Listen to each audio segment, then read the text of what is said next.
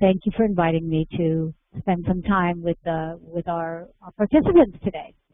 And the topic for today is, as you have mentioned, it's about a climate and culture for academic, social, and emotional learning. So the goal for today is to talk about the concept of a school as a learning community and to clarify some of our understanding about culture and climate and what that means in relation to school success, success of our young people, and then what is social and emotional learning and how does it, and the role that climate and culture plays in that, and then moving on to the responsibility of each of us as individuals in the school or stakeholders connected, and the path for us to also work and develop on our own social and emotional learning. So that's what I have planned for the next bit of time that we have together, and hopefully it will be of interest to you. So I'd like us to begin with thinking just for a moment of, what is the purpose of school? And as I say here, I think we'd all agree children need to learn how to master their linguistic and mathematical skills, but school is a place where much more can and must occur. And at this point, I'd just like you to just chat. Could you just chat right in the chat, just like a couple of words? What do you think school is about? And I'd like to hear just a little bit from you. Samantha, it's a container for safe risk-taking to practice human becoming. I love it, Sam. Love it. No spelling errors. They don't happen here.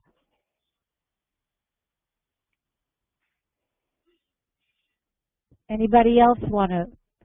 Okay.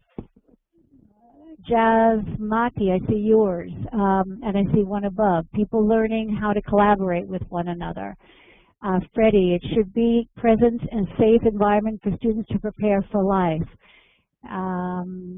Let's see, developing the whole person, not just the cognitive aspects. Absolutely. Well, of course, you all are aware of this, which is why you're on this you're listening today, because school has to be much more than that. And it's far from where we are living right now. In schools in the United States and in many of the countries across the world. There's still a very high focus on the literacy and math and cognitive skills, and less of a focus, if a focus at all. And the United States being no great example in this area, though we are beginning to move forward, and I will be sharing some of what we are doing here with you.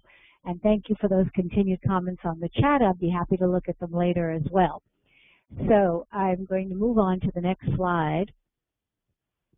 And I would like us to think about the concept of 21st century skills, because we really are about today not just preparing our young people for today. We've got to be visioning into the future that these children that we're looking at are going to be able to maybe someday bring global peace. I'll hold on to that dream forever. That these kids are going to be the ones that are going to respond to the economic crises and the poverty and the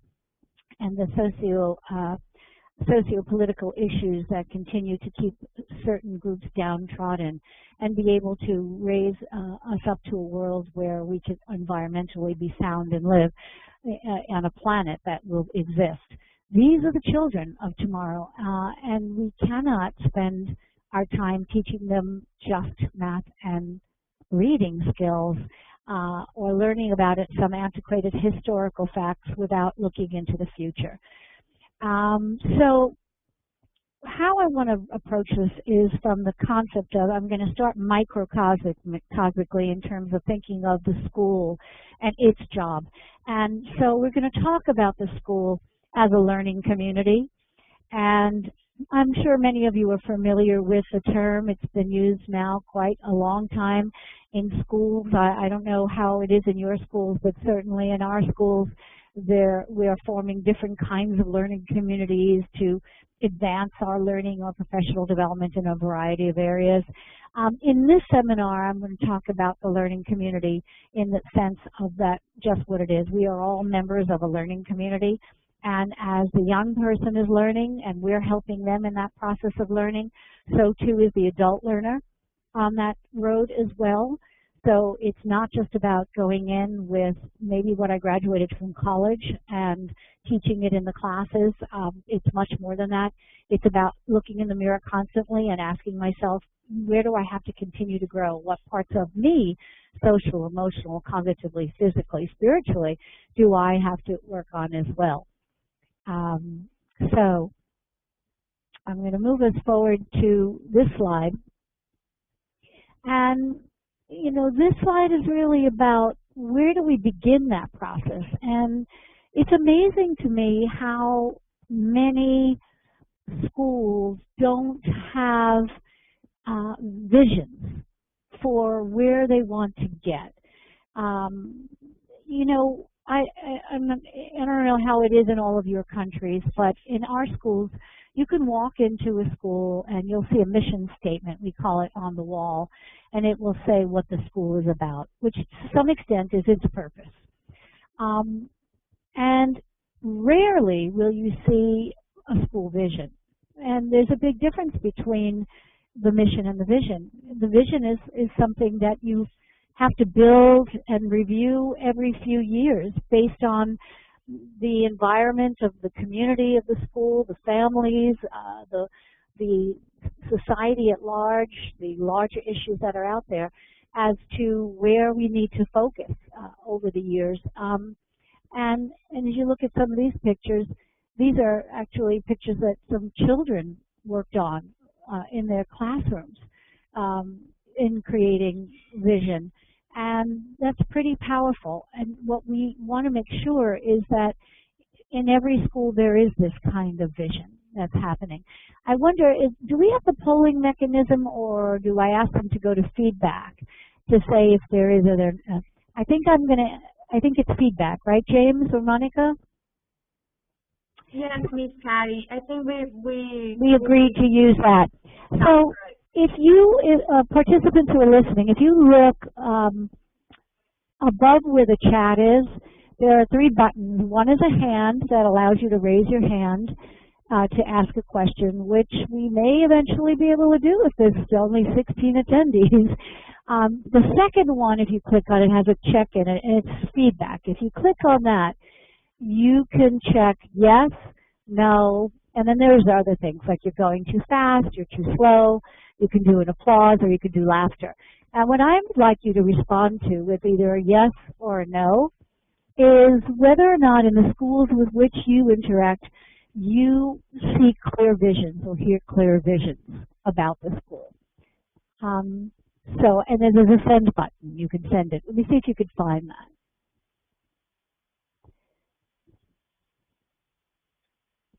I see a yes coming.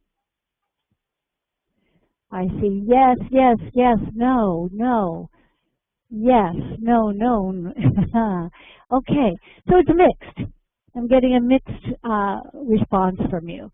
And in some of the schools where there are visions, then most probably a lot of what I'm going to be talking about today will make sense.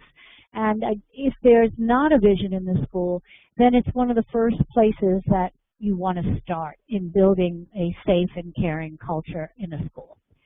So thank you for those answers and that feedback. So I'm going to move us to the next slide. Schools have distinct cultures. A culture, when we talk about culture, we know what it means when we're referring to our ethnic background, say. That's a commonly understood form of culture, our heredity from our past and our traditions. But what is a school culture, and how does one distinguish from another? And I'll let you use the chat here again for those of you who are online, because we are a small group. So for you, what is culture of a school? Home away from home, therefore the total person must be catered to. Okay, yeah. Culture is a system. Components include, okay, Samantha's typing.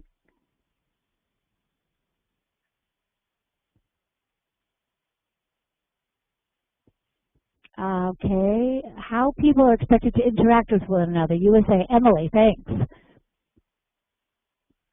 Socioeconomic realities. Okay, how are they catered to socioeconomic realities? That's right. Marissa, it's a form of work aligned with the mission and vision of the school. Yeah, it's the outward display of that, and we're going to talk more about that. Freddie, you say it's the set of ideas and behavior of students. Definitely part of it. Sean, do the hallways feel safe? Are the students art on the wall? Oh, we're getting into all this now. Sam, is that family dynamics? Absolutely. The environment, okay. Testing realities, curriculum. School culture comprises the ethos, values, and ways of doing things in a particular school. Absolutely. Teacher training. Oh, the lists are going on and on. The ethos of the school environment. Oh, you guys, you don't need this seminar. You know it all. So that's exactly what we're talking about here, is that school culture is really about the way we live in the school. And it very much is set, the tone is set by the people who live there. And it has with it, let's see, a history. And that history comes from these norms and values and traditions that have been built over time. So if you say, if a school has been around for, let's say, 20 years or more, over those 20 years, there have been ways of living that have been established by the visions and dreams and mandates, if you would, and values and norms that have been established by the people who have been leading that school, living that school, and the community that is surrounding it, to the extent that the community is involved in the school. It's a very critical component, culture, of what makes a school, and it's often taken for granted. It's not even spoken about with teachers. It's something that administrators learn a lot about when they take courses, because they are now the ones that are responsible for building a culture that is either going to be a healthy culture or a toxic culture. Okay. Now, I want to go back 1 minute, since I do have a small group still. If I were to ask you to think of a school that has a school culture that you can palpitate, you can feel it. Maybe you've lived in it, maybe you've had time around it. What would be some of the words you would use to describe that culture? So I'm going to ask you to use the chat again and just type some of those words.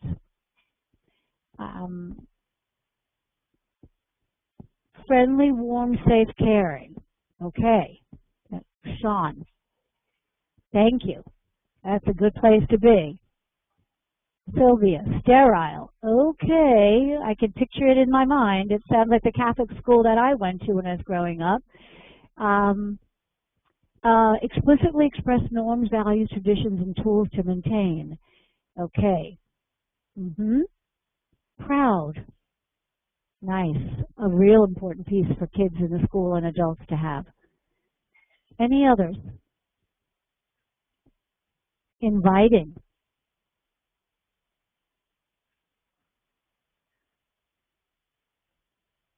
Any others? Okay, we've got participatory. Okay. These words, these adjectives, these descriptions, religion, devotion, responsibility, protagonism, how do you say that? Paragonism, right. All of these are what forms the heart of what a school is.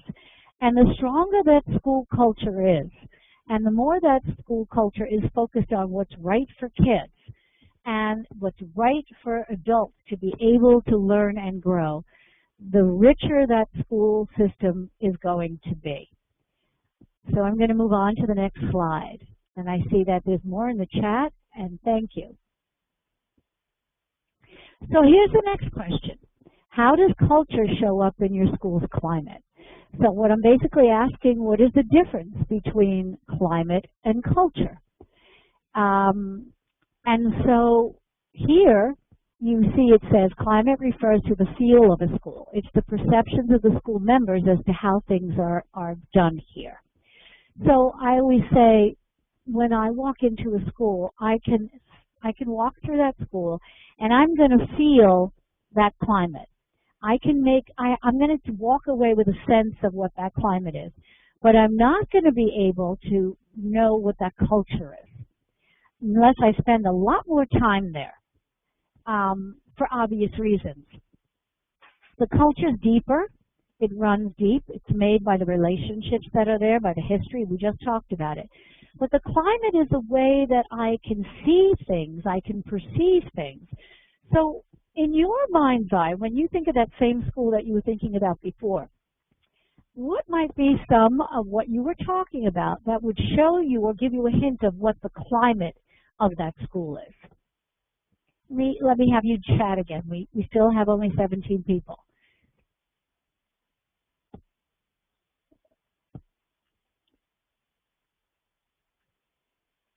Okay, they're coming.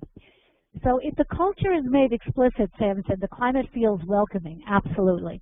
You know how to enter into the culture. It's not so mysterious. That's very true. And that's a very important piece because, again, it depends on how explicit that culture is. Now, the problem there is if it's a toxic culture or a positive culture, but nonetheless, either way, it's going to show up in the climate. So I hear the sound level of the school, inclusive of discipline. Discipline will definitely be a way. That the sound of the school would definitely be a way. Keep going. What are some other aspects of the climate?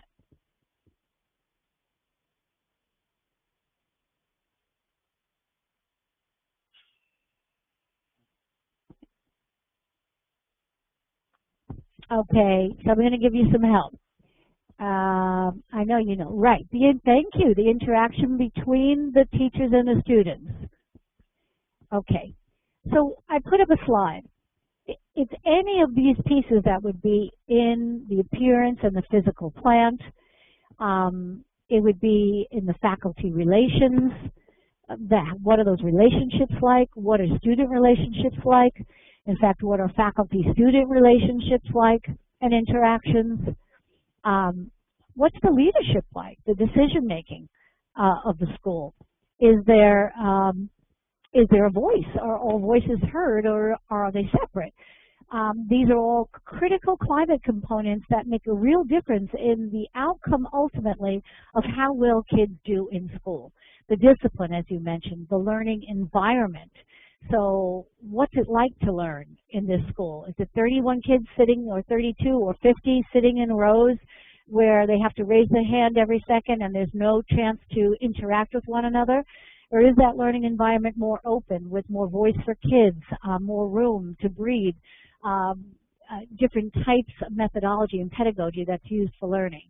And ultimately, what's the school community relations like? And does the community show up in the school? Or is there a disconnect in where the two are not connected? So climate is really important to understand that you may not, depending on what your role is in the school, you may not necessarily be thinking of the culture on a regular basis, but you know it if you live in that school. If you're a visitor, not so easy. But you can easily talk about what your schoolhouse looks like and sounds like and feels like, and that's what we've been doing. I've been asking you to think about all the ways in which culture and climate show up. And what we want to do is to really impact both of these in a way so that what you see here are, for example, some pictures of what a positive school climate might look like. I mean, these are just some pictures. You can pick anything. But, you know, if you look around here, you can give some adjectives to describe what you see and what's valued. Can you put in the chat anything you see that is valued in this climate, which gets at the underlying culture? What do you think some of these schools value? Right, learning outside a classroom. Wow, how wonderful is that? Bringing the outside into the classroom. Definitely. What else? Collaboration, absolutely. Teamwork, creativity. Students and teachers sharing experiences. Absolutely. So you can see and you can feel this climate.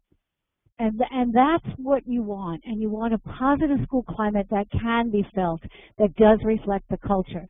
And if I go to the next slide, these are not so positive aspects of a school climate. Take a look at these faces. Take a look at some of the things that are happening. All right? And this is where we get into the issues of bullying and negative experiences where kids don't want to be part of a school, where kids go because they have to, but they're either frightened or scared or just suffering inside, and no one in the school knows what's happening. This is a picture of an inside of a classroom. This happens to be a classroom. I'm going to start moving into talking about social and emotional learning skills, which is a school that has a strong emphasis on social and emotional learning. And what you see here are, first of all, on the wall, you can see the kids' pictures of themselves. You notice that this is a peace corner, right? And what that means in this particular classroom is that kids who are having moments where they need some time to think, to feel, to walk away from a situation, etc., there's a space in that classroom for them to go to do that.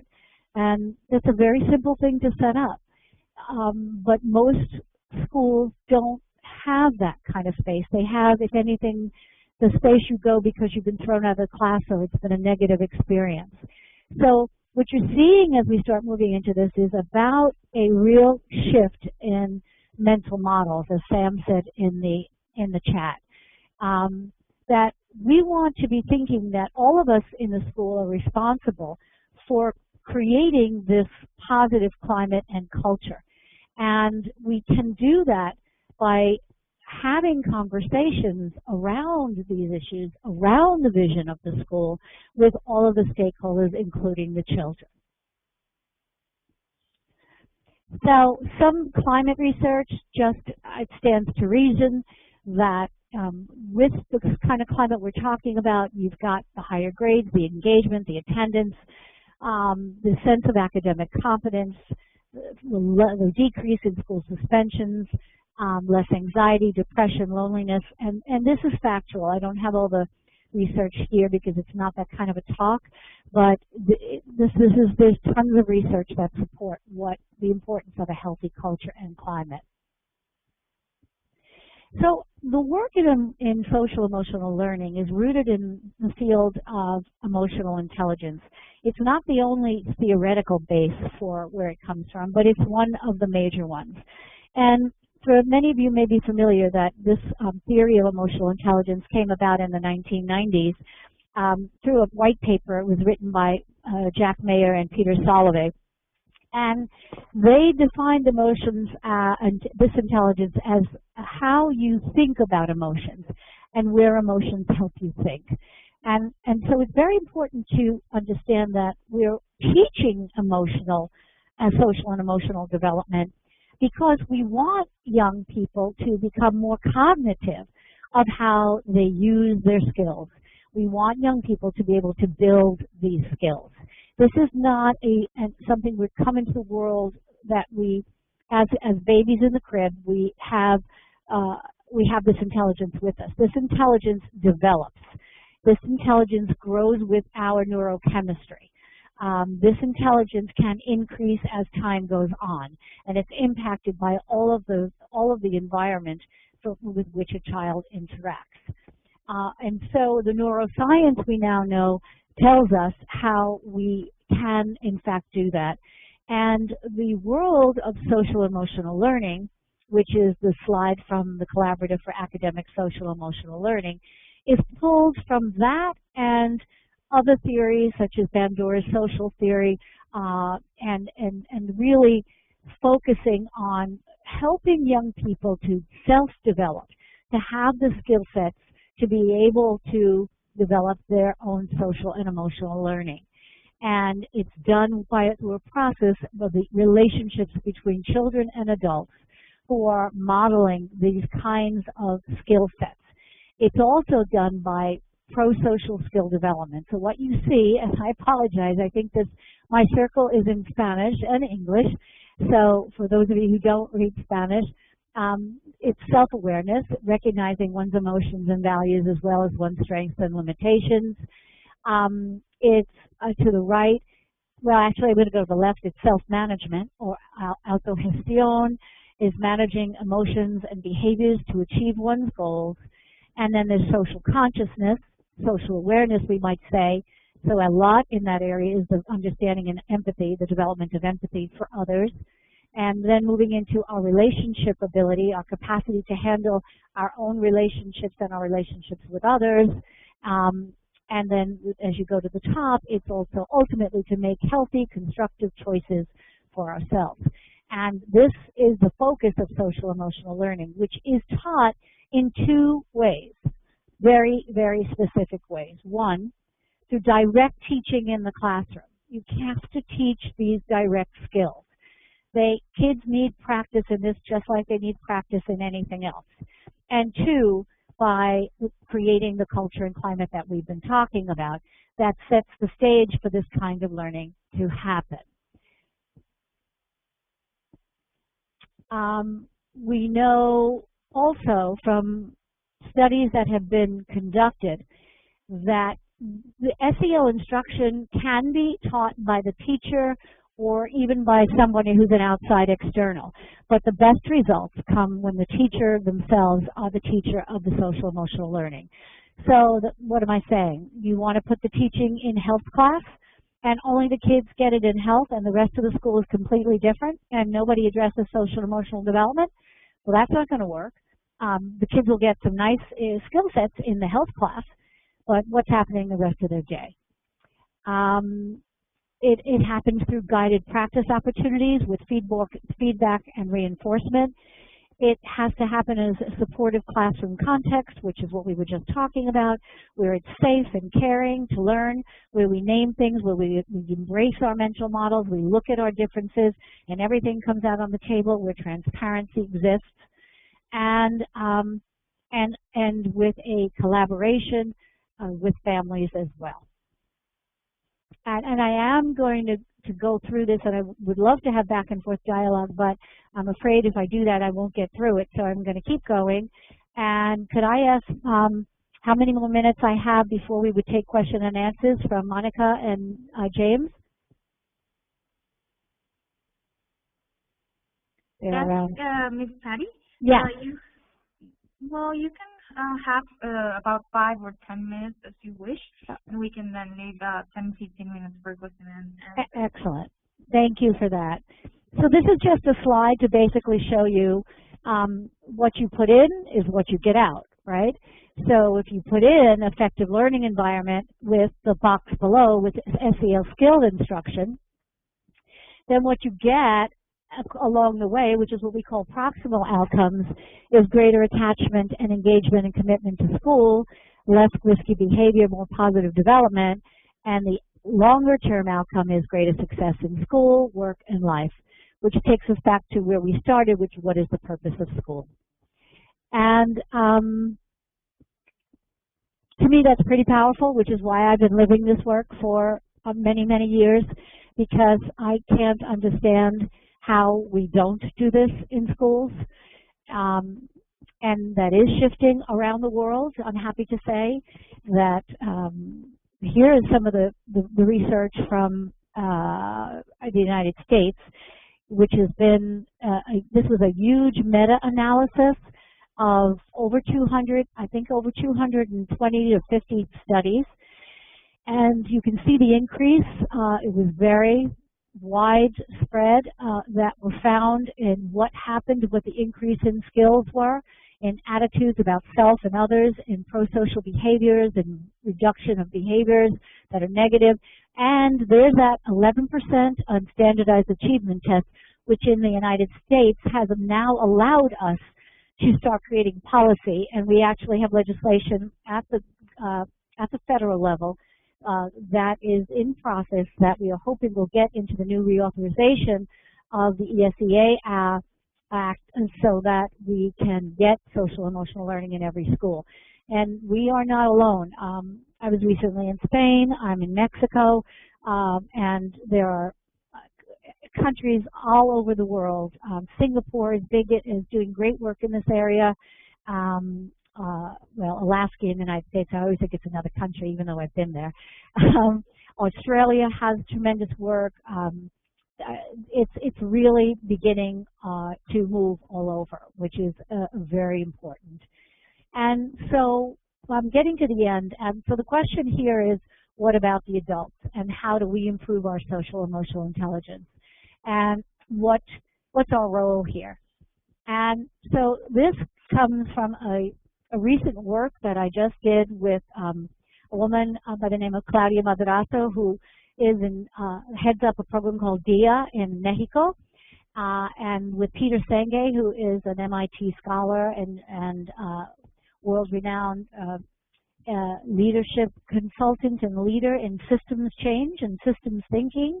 And we just spent some time really looking at what we feel really we need for creating the change to happen in adults and in young people. And so at the core you see the huge triangle, which is the safe and caring learning environment.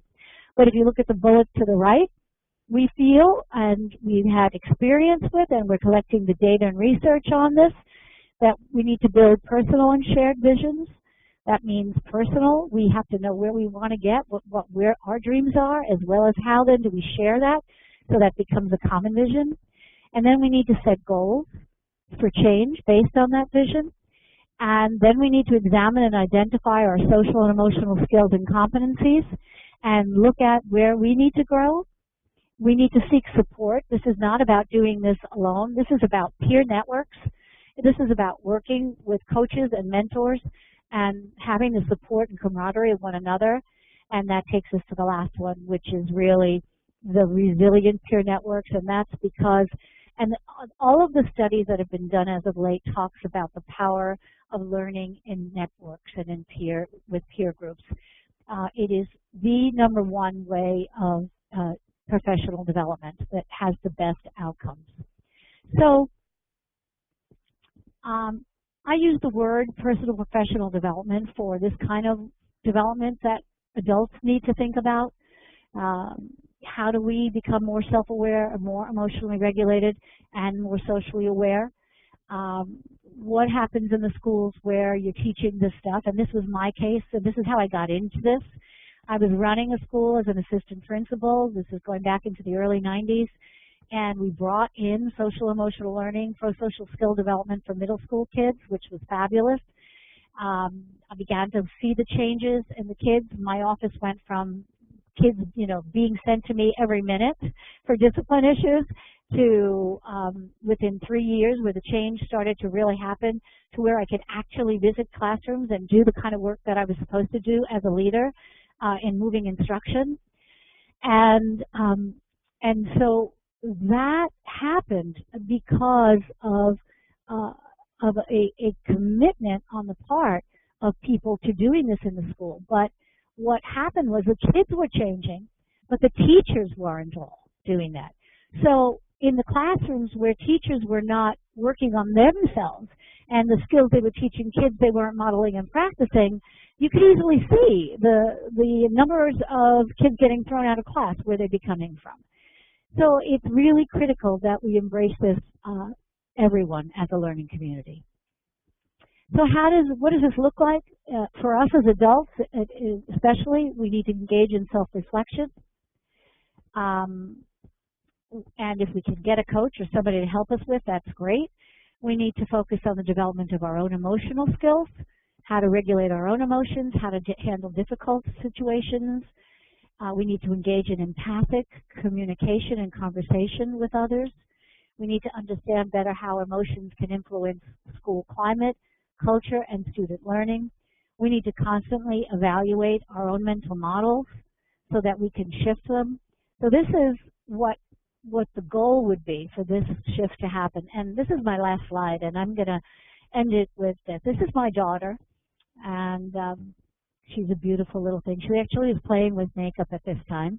I adopted her from Guatemala. My goodness, she turned 8 this week, 8 years ago. And when I do this work, I'm doing this work for the world, but I'm doing this work for this little girl too. And I'm watching the challenges that she's growing up with. And I'm watching the struggles. She was born in Guatemala, by the way, if anybody's on the phone from Guatemala. And I was the fortunate parent to be able to have her come and be my daughter with my husband. And my family is an integral part of my life. And she struggles. She struggles because her learning modality isn't the same as everybody in the classrooms that we keep trying to fit kids into the climates and cultures that we expect our schools to be today. She's the kind of kid who needs a small classroom with lots of positive embrace. In fact, there's somebody on this chat, her name is Samantha Sims, who taught my daughter one summer, and I know I'm embarrassing you, Sam, but I have to. She went to a camp one summer where she was really beginning to learn the way she needs to learn, with free expression, with the outside of the classroom, inside the classroom, with a teacher who listens and models what we believe in, with small numbers, with kids of all backgrounds and differences, where a teacher was able to juggle all of that to really meet the needs of the kids. The kids aren't supposed to meet the teacher's needs. And so I'm going to end my conversation here, and I want to thank you for your attention, and I'm open to questions.